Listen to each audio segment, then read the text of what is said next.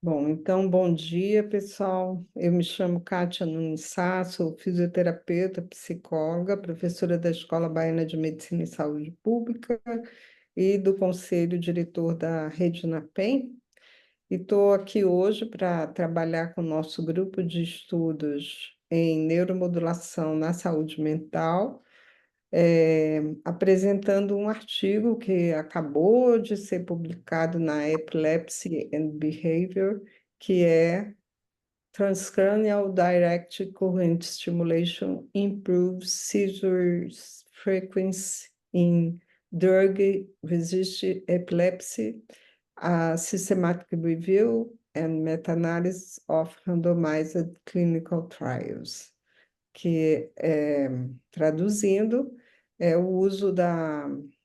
Não, na verdade, a TDCS melhora a frequência das convulsões em epilepsia resistente à droga, uma revisão sistemática e meta-análise de ensaios clínicos randomizados.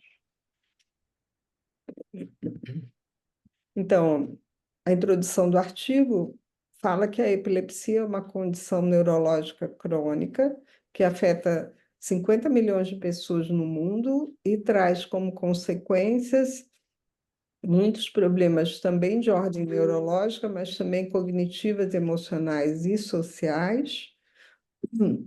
E a epilepsia resistente à droga afeta um terço dos pacientes. E o que que significa ser uma epilepsia resistente à droga?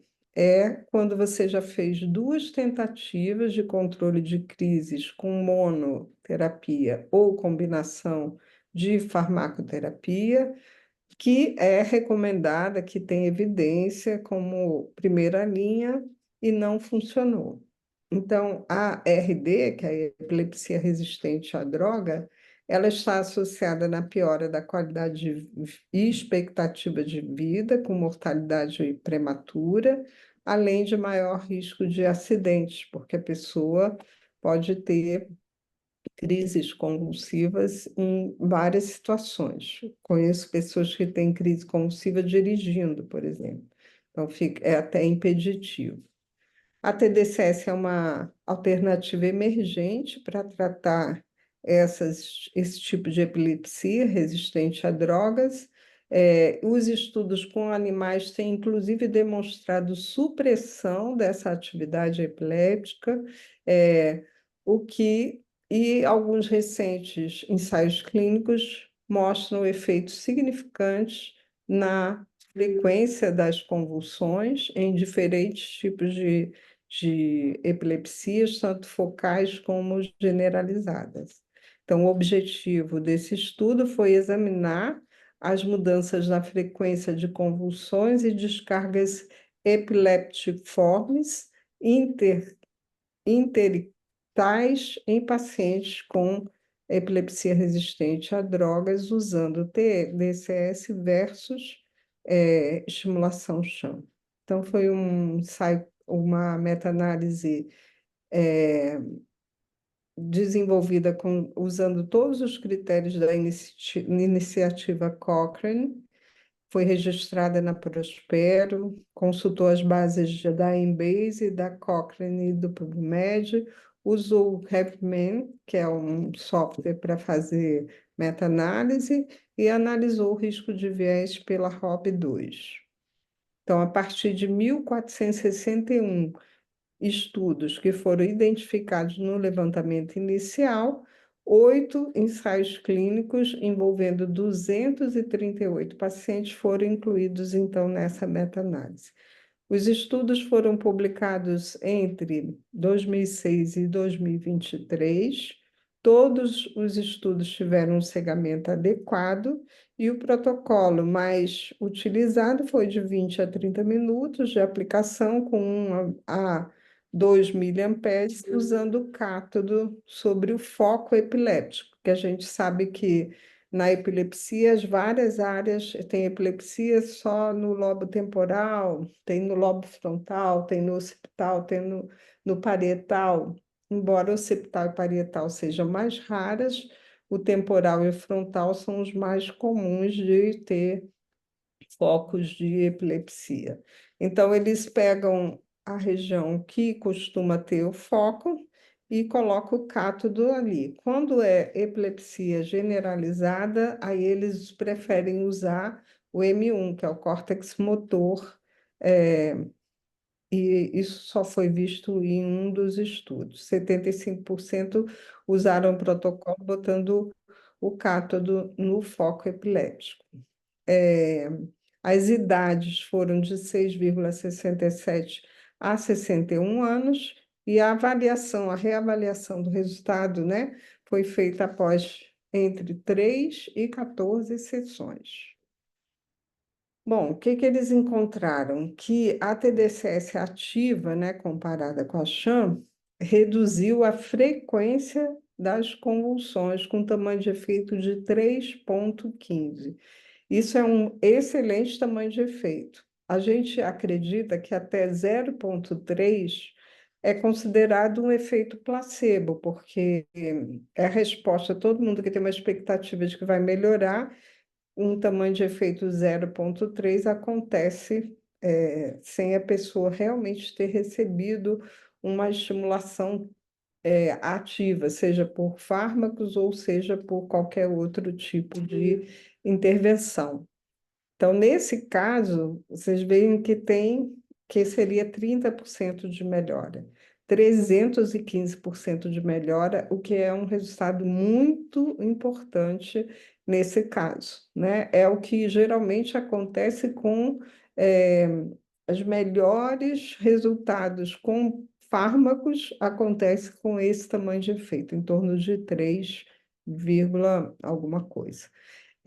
O intervalo de confiança também é um pouco amplo, mas não muito, né? Englobando bem, mas passou bem longe do zero, então 1,18, com o I2 de 0%, mostrando que a amostra foi bem homogênea e que o valor de P também foi significativo. Então, houve, de fato, uma melhora significativa e importante clinicamente na frequência de convulsões. Já com as descargas epileptiformes, que é vista com o EEG, não foi observada uma modificação estatisticamente significante, tá? Com uma média de 83,6 descargas por mês e um p-valor que é de 0,23, ou seja, maior que 0,05, que mostra que não houve diferença entre o grupo ativo e o grupo sham. Em relação a efeitos adversos, não foi observado nenhum efeito adverso importante relatado nesses estudos. A única coisa que apareceu de sensação de coceira, que foi bem tolerada no lugar do eletrodo e que foi bem tolerada pelos pacientes, e foi relatada só em poucos casos. Quando a gente olha para esse gráfico de floresta, a gente vê que o primeiro autor, que é de 2023, tem um intervalo de confiança pequeno. E ele comparou 18 pacientes, né? 9 no grupo teste, 9 no grupo sham, e com um intervalo de confiança pequeno, demonstrando que a amostra estava bem homogênea. E foi a favor da TDCS, é, mas com essa pouca variabilidade. Quando você vai para o segundo autor aí da primeira, você vê um intervalo de confiança muito largo, que inclusive tem as setinhas na borda mostrando que foi muito maior. Isso aí é uma coisa que distorce, né? Um pouco as meta-análises. Mas nesse caso, apesar desse estudo aí ter esse intervalo de confiança ou uma heterogeneidade muito grande na amostra, ele comparou 15 pessoas no grupo TDCS contra 7 no grupo sham, e viu essa resposta com intervalo de confiança tão grande, mostrando que não dá para a gente confiar nesses resultados assim. Mas quando você vai para o terceiro, que é o de Fregni, de 2006, Aí você já vê um tamanho, um intervalo de confiança bem pequenininho, comparando 10 com TDCS ativa e 9 com sham. E depois você vê também um tamanho de efeito enorme, que é esse o estudo de Rezakane 2022, que é o estudo mais importante, é, comparando 10 pessoas que receberam TDCS ativa com 10 que receberam TDCS Chan, e ele mostra um tamanho de efeito bem grande, né? O quadrado aparece aí verdinho, bem grande, e um intervalo de confiança curtinho, mostrando uma alta homogeneidade nos resultados. San Juan de 2017 já tem um intervalo de confiança muito grande e o Yang menor. Mas o que importa é o diamante, que é a análise de todos esses achados em cada estudo diferente e que mostra esse tamanho de efeito de 3,15, envolvendo 127 pacientes que receberam a TDCS ativa em comparação com 75 que receberam a TDCS sham, em relação à frequência das convulsões, o que é um resultado muito bom para quem não tinha respondido a drogas. Quando a gente vai para o segundo gráfico, que é o gráfico que tentou olhar para os sinais eletroencefalográficos, aí a gente vê, embora todos a favor do TDCS, mas como a gente tem amostra ainda pequena, na verdade, se somar os 3 ensaios clínicos, a gente só tem 52 pacientes no grupo ativo e 25 no grupo sham. Então, as amostras também são heterogêneas, porque você vê um intervalo de confiança largo, especialmente nesse do Flegg, que é de 2006, né, mostrando que ainda não existe evidência para a gente dizer que existe uma alteração, mas todos os 3 são a favor do grupo ativo, tá? Então, eu acho que não ter aparecido essa evidência nos sinais eletroencefalográficos tem mais a ver com o a quantidade de estudos que ainda é pequeno que realizou esse tipo de avaliação. Por isso que é tão importante nos ensaios clínicos a gente buscar apresentar, usar os instrumentos e os desfechos que os outros têm para a gente depois poder comparar e estar mostrando a evidência, porque se a gente vê cada estudo com 9, 10, 15 pessoas, mas quando você junta todos, você tem aí 120, no caso, 100, 200 e poucos pacientes. Bom, em relação ao risco de viés, eles fizeram análise, a maioria tem baixo risco de viés e alguns têm um pouquinho, alguns riscos aumentados, mas são riscos esperados, porque é muito difícil você conseguir fazer um ensaio clínico todo redondinho, e as pessoas às vezes falham, não é no desenho de estudo, mas não descreve no artigo. Então a gente fica com a dúvida: será que a randomização foi adequada? Será que tratou, fez a intenção de tratar os pacientes que desistiram, se perderam no meio do estudo? Foram considerados nas análises, etc., né? Que são as propostas da ROB2 de avaliar a qualidade dos ensaios clínicos. Bom, então, discutindo esses achados, o que a gente tem é que a TDCS induz a plasticidade neural, melhora a função e a morfologia dos neurônios, modula a transmissão sináptica e influencia a biossíntese de algumas moléculas. Ela não gera potenciais de ação, mas influencia o tempo de pico que os neurônios individuais recebem entradas supraliminares, fazendo com que haja transmissão sináptica. O efeito agudo da TDCS é um mecanismo de polarização que leva a alterações nas concentrações de íons de potássio, sódio, cálcio, cloro e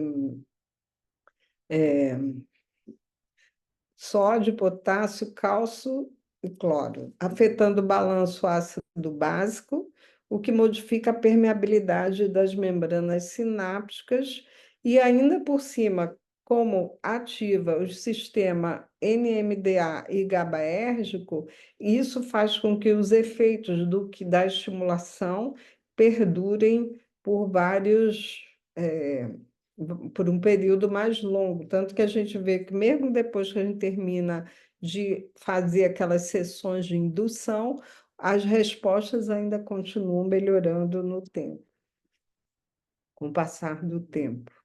A TDCS pode induzir migração e orientação celular, promover diferenciação e alterar o metabolismo, modifica a plasticidade de potencial de longa duração, que é o LTP, e também de depressão de longa duração-like, que é o LTD-like. O número de sessões pode potencializar o efeito cumulativo, então, isso é o que eles discutem, mas a gente vai ver aí mais embaixo que, nos casos que a gente tem comorbidades, porque acontece muito, né, que pessoas que têm epilepsia têm também depressão, ansiedade e transtornos do sono, e aí a gente tem que ser cuidadoso de qual o polo a gente está estudando, está estimulando, porque aí você pode melhorar as crises epiléticas, mas está aumentando um nível de ansiedade ou está aumentando um nível de depressão, né? Mexendo com o humor e com o sono dessas pessoas também. Então, tem que ser bem cuidadoso na hora de escolher protocolos na avaliação para ver se o paciente teria alguma comorbidade. Em relação ao lobo temporal, que é o principal lugar que tem focos epiléticos, a depressão, em pacientes que também têm depressão, você vê uma ótima resposta, tem um pico no artigo que ele cita, em 5 sessões. Mas depois que ele melhorou nessas 5 sessões, mesmo acompanhando durante 4 semanas, não tem diferença. Então, bastaria fazer 5 sessões nesse caso.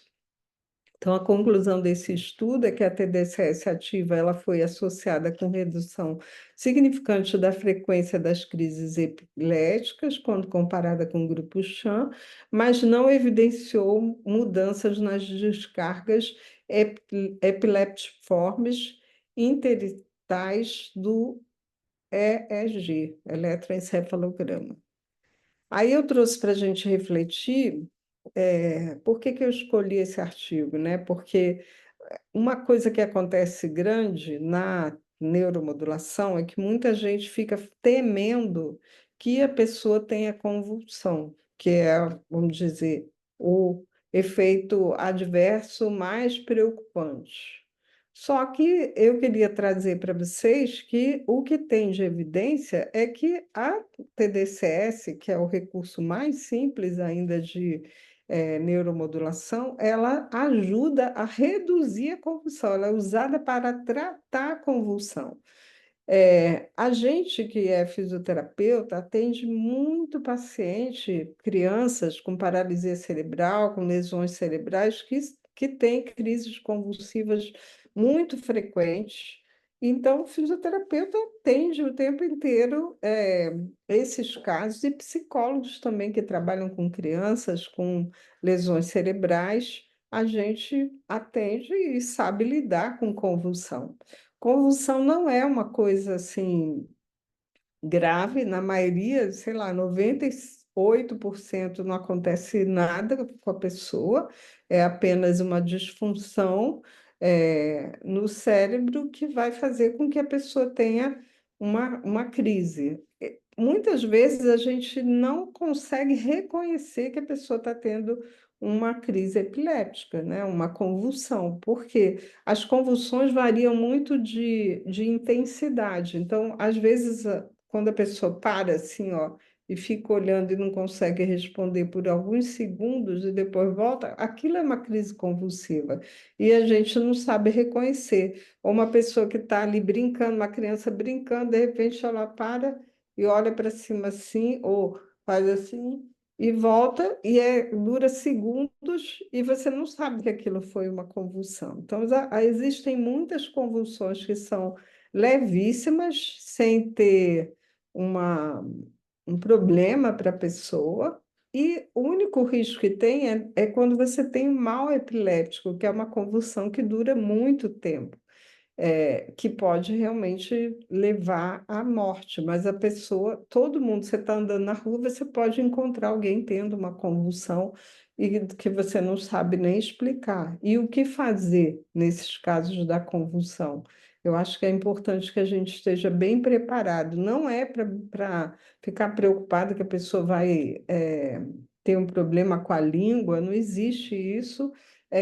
O que existe é botar de lado, porque algumas pessoas, durante a convulsão, podem vomitar e, quando vomita, para não ter broncoaspiração, então virar a pessoa de lado, proteger a cabeça, porque às vezes os movimentos clônicos podem fazer com que ela se machuque, né? Então você protege a cabeça para não estar perto de nada que possa causar um trauma e espera passar, porque vai durar alguns segundos e normalmente vai passar e a pessoa nem vai lembrar que teve aquilo, né?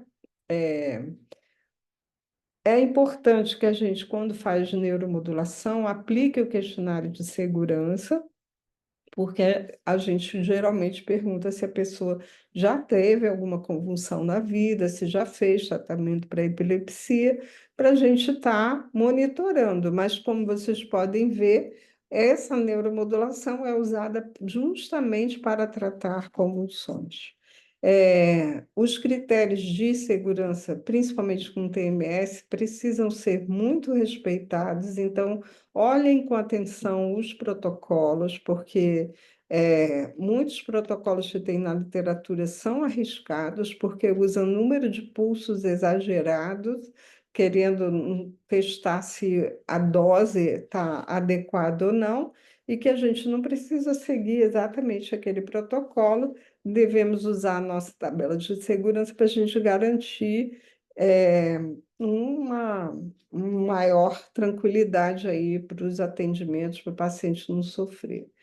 E eu queria trazer aqui, quem se interessar por esse tema, quiser apresentar ou quiser discutir, uma coisa que está surgindo, emergindo cada vez mais desde 2021, né, com esse primeiro estudo, é o uso da PAVNS no tratamento da epilepsia.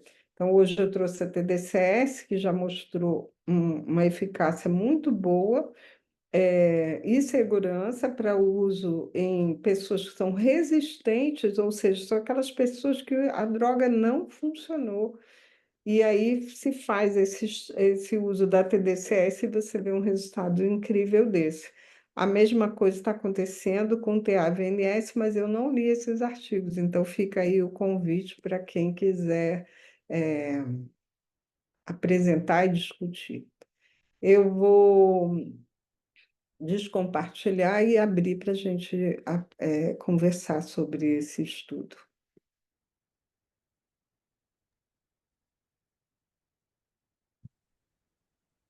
Quem quer falar alguma Uhum. coisa? Bom, Kátia, para começar aqui, é bom ter contato com isso. O quanto a gente vai ampliando aqui a possibilidade da atuação, principalmente a gente que é do universo, né? Eu, do universo exclusivo aqui da psicologia, a gente vai ampliando e sempre procurando entender, né, onde a gente se conecta, onde a gente se agrega e tal. E quando você comentou da preocupação em fazer uma boa avaliação inicial, né, uma boa anamnese, a compreensão ali se tem uma comorbidade, que seja um estado de ansiedade ou até mesmo um problema do sono, não que isso seja específico da psicologia, mas a necessidade desse olhar, porque um protocolo muito adequado para a epilepsia, como você comentou, pode agravar ali um estado de ansiedade e a necessidade, e o que aponta para a validade de um olhar, ou um trabalho, no mínimo, multidisciplinar, né? Porque a pessoa pode não ter ali a habilitação para conseguir reconhecer naturalmente um quadro de ansiedade, um transtorno de ansiedade, mas um cuidado sutil para não agravar uma E comorbidade. Eu achei esse vice-versa, ponto. né, Carlos? É, E uhum, vice-versa, né? A gente, uhum, às vezes, está atendendo o paciente que veio tratar a ansiedade, a depressão ou o uhum, sono, e, no entanto, uhum, ele pode ter uhum, um foco epilético. E a gente uhum, está olhando só para o sono, por exemplo, uhum, e, de repente, uhum, está justo em cima de uhum, uma região que pode uhum, está estimulando um efeito indesejado, né, sobre um outro problema que a pessoa apresente. Então, essa uhum, coisa da comorbidade é uma coisa que a gente precisa estudar muito, né? E também, outra coisa que eu acho importante é a interação medicamentosa. Até hoje a gente não sabe muito quanto que uma intervenção com neuromodulação pode estar interferindo no efeito da dose-resposta de um medicamento e vice-versa, né? Se uhum, você, o paciente não estava tomando medicamento, vem para cá, começa a fazer neuromodulação e entra com um medicamento durante o tratamento. O quanto isso vai influenciar a resposta também que ela vai ter à neuromodulação. Tudo isso eu acho que são questões que a gente não pode deixar de olhar, né? uhum. Caso a caso. Sim, um olhar Então, ampliado, e aí não só a sensibilidade do profissional para esse olhar ampliado, mas principalmente o trabalho em equipe, né? O grupo de discussão em equipe, numa clínica, por exemplo, onde algo que possa passar não tão bem observado por alguém, seja captado por outro ou acrescentado por outro. Sim. exato. Gilberto. Opa, coincidentemente, hoje estão as coisas de coincidências. Eu estava estudando aqui mais cedo, peço desculpa a vocês, não tive tempo de ler o artigo, mas tem um trabalho aqui, olha só o título, vou ler para vocês: Comunicação serial assíncrona com o cérebro. Padrões temporais de microestimulação elétrica ditando o comportamento. É uma tese de doutorado que eu não li ainda, mas eu vou ler porque eu achei muito interessante. Me parece que alguma coisa é, relacionada com o TDCS, porque ele usa estímulos de 1 a 2 Elétrico, microamperes, e de 1 a 2 microamperes. Então tá bem dentro. É uma tese de doutorado aqui da UFMG. milha ou microamperes? Deve ser miliamperes, não? É milha, eu falei micro, né? É. É miliamperes, é. E, coincidentemente, eu tenho um paciente que teve um tumor no terceiro ventrículo e foi retirado, e com essa retirada ele apresentou ah, casos de ictos epiléticos, né? E, então, hoje ele é controlado, ele teve 2 crises somente de epilepsia, é controlado com medicação.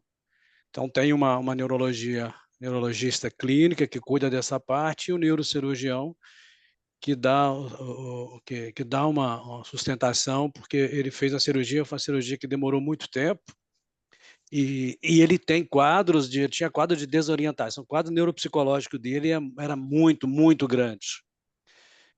E o que ele tem hoje, ele tem problemas de memória, né?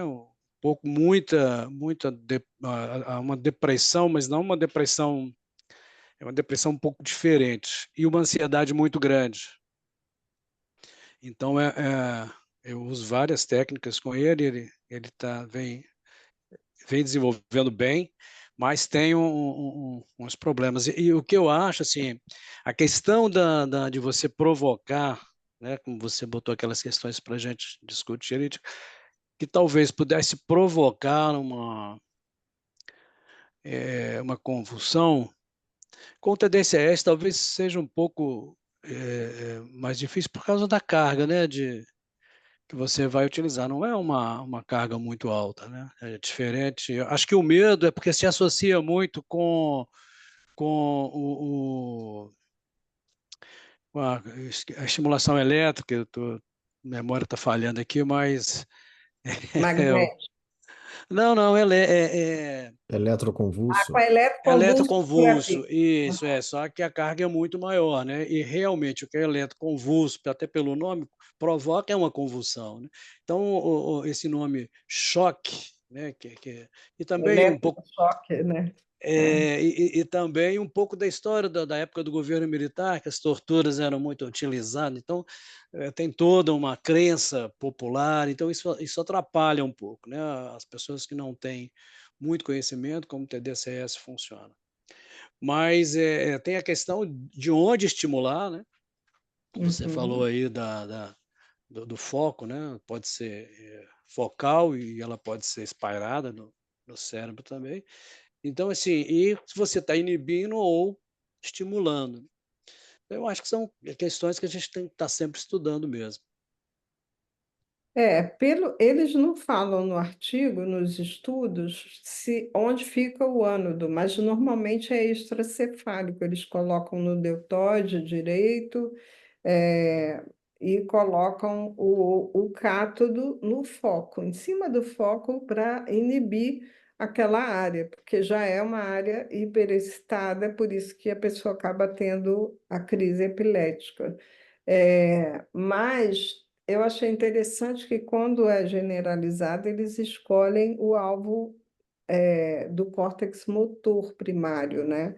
Fazendo com que haja pelo córtex motor, um controle maior generalizado. Mas eu fiquei pensando, por que eles não pensaram no cerebelo, né? Que a gente sabe que faz tantas conexões com tantas áreas e você teria menos risco de estar desequilibrando ainda mais o equilíbrio interhemisférico que é tão importante em alguns casos clínicos, né? A gente sabe que na área de saúde mental, principalmente na depressão, na ansiedade, uma coisa comum é esse desequilíbrio entre os hemisférios. Tanto por isso que a gente acaba fazendo estimulação em F3 e F4, né, separado, para tentar buscar esse melhor balanço entre os hemisférios cerebrais.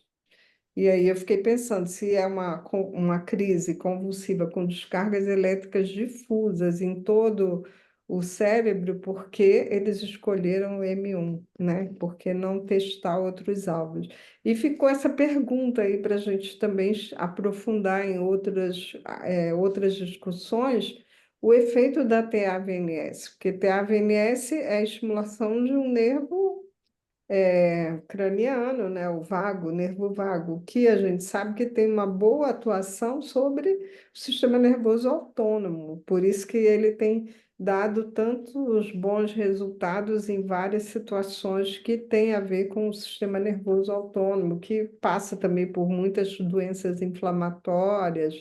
E aí eu entendo bem funcionar na dor, funcionar em AVC, mas eu fiquei pensando, por que funciona também na epilepsia? Qual é o racional para isso? Fiquei com uma curiosidade.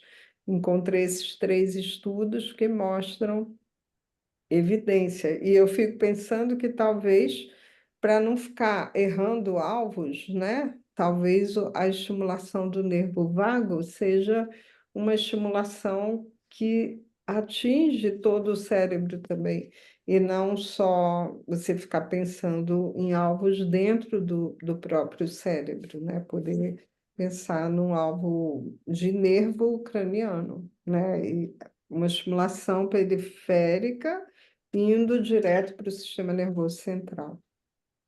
Mas, Desculpe. não, pode ir. Não, eu fiquei pensando, quando você falou em M1, eu fiquei pensando que talvez, né, a única coisa que me veio foi para evitar mioclonia, que em alguns casos de epilepsia, você tem a descarga e o pessoal dá muita mioclonia, né? Muito a parte Essa motora. contração, Isso é. E eles usam cátodo mesmo no M1 para reduzir a atividade do córtex motor primário.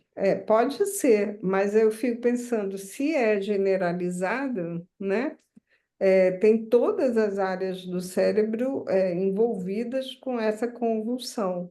E aí você está pegando uma área que provavelmente, provavelmente não, com certeza está tendo descargas epiléticas e está estimulando ali para inibir aquela e o que vai acontecer com todo o resto, né? Porque o córtex motor, ele se tem conectividade, claro, a gente sabe com muitas áreas, mas tem conectividade mais com áreas próximas, né? Enquanto que outros alvos, por exemplo, como um nervo vago, que a gente sabe que vai ter uma ação central, um cerebelo que também tem conexões com todo o cérebro, eu pensaria que poderia ser alvo melhor.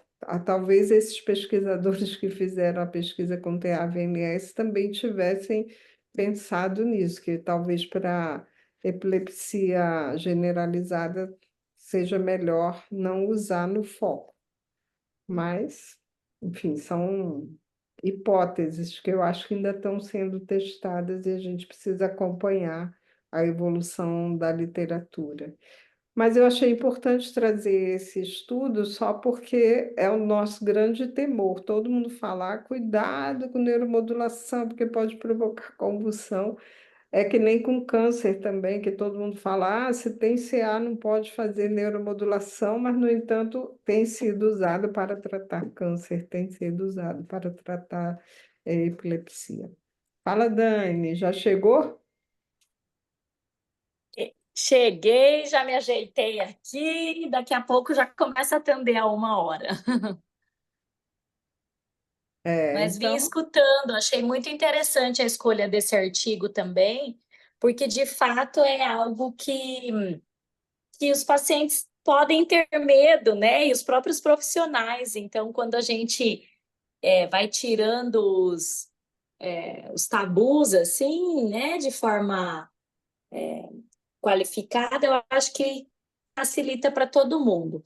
As áreas que o artigo se refere, as áreas de convulsão, então, é visto no eletroencefalograma, né? E isso. aí Às ele dá vezes, bem ó, na marcação, como se fosse do 10-20. exato, porque o eletroencefalograma, ele coloca no sistema 10-20 ou 10-10, né? Os eletrodos. Então, quando você está lendo ali, você vê exatamente qual é a área que aparece o foco epilético. E aí você Certo. faz o EEG diz para a gente onde está o foco.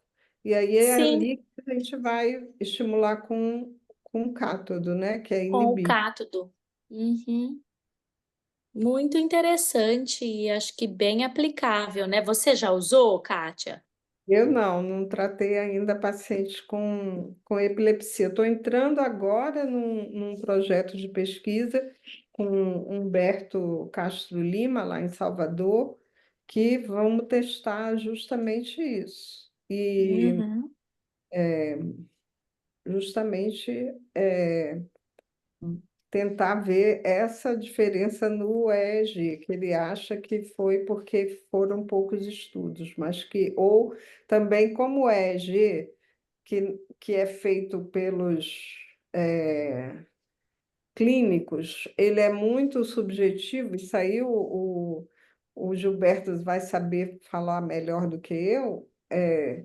O EEG quantitativo, ele também é feito com uma série de quem faz análise nisso, que eu conheço, são matemáticos que vão tirando os artefatos e vão tentando estimar. É tudo em cima de estimativas, estatísticas. É um negócio bem Certo. complexo do ponto de vista matemático, mas o que se usa na clínica de um neurologista que faz eletroencefalografia, por exemplo, ele faz análise qualitativa e não quantitativa. Ele olha os traçados e vê quando teve o foco, entendeu? Ele não faz análise quantitativa. Então, me parece que talvez se a gente fizesse análise quantitativa, a gente encontrasse melhor, talvez, o efeito sobre essas ondas. Que não existe ainda evidência na literatura. Então, é isso que a gente está propondo, avaliar quantitativamente esse EEG, entendeu? Nossa. É Sim. o que acontece com o neurologista é que ele está procurando justamente se tem epilepsia, o foco epiléptico, né? Já um quantitativo, você está procurando mais coisas. Conectividade. Isso, e uma das coisas que eu acho importante, uma coisa que eu quero aprofundar bem, é a origem, de onde está vindo o foco. Legal. Aonde que está o fator gerador, né? Pode ser que ele está acontecendo ali em M1, por exemplo, quando você tem a mioclonia, mas de onde que ele está vindo? De onde está vindo essa força? De onde está vindo esse disparo? Você Porque se, acha que no quantitativo daria para ver, né? o quantitativo e com outras técnicas de neuroimagem também, né? Estão desenvolvendo muito MEG, outras coisas aí, que eu acho que vai acabar melhorando bastante essa percepção de onde está Da origem, né? na origem. Legal. Eu acho que vai ser bacana daqui a uns tempos. Também acho. Acho que é isso, né? Uhum. Muito bem. Que Ótimo. legal. Se Gilberto e Dani não quiserem o artigo lá do TAVNS, eu posso tentar. Ah, legal. Aham. Mas se o Gilberto fala Eu- assim, não, eu quero ele de qualquer maneira, tudo bem. Mas se, não, já votei em você, Carlos. então tudo bem. Eu Depois também estou votando Você faz agora aqui, falta. ó. Tá também, bem. pronto. Então, Mas Três o que eu acho interessante do grupo é que, porque mesmo um apresentando, né, as contribuições são muito grandes na discussão, né? E é isso que eu acho que traz essa vontade de ficar seguindo. Então, Carlos, vamos uhum. aguardar. Eu tenho certeza que vai ser proveitoso para todos nós. Tá bom, e conto com vocês. Tá? Conto com vocês com para certeza. me ajudar a entender aquilo ali. Tá Eu vou ótimo. botar lá no grupo, então, essa Uhum, apresentação uhum. e depois você coloca lá, lá na apresentação tem os 3 artigos, mas se quiser eu te mando também. Vou ver Tá, qual que é melhor e te mando, tá bom? tá Eu vou botar ótimo. lá no grupo os 3. Uhum, tá ótimo. Gente, Tá. até Tchau, semana que pessoal. Obrigado Boa a vocês. quinta-feira. Bom Até a trabalho para vem. todo próxima mundo. semana. Tchau, Tchau, gente. tchau. Muito Tchau. obrigado. Tchau.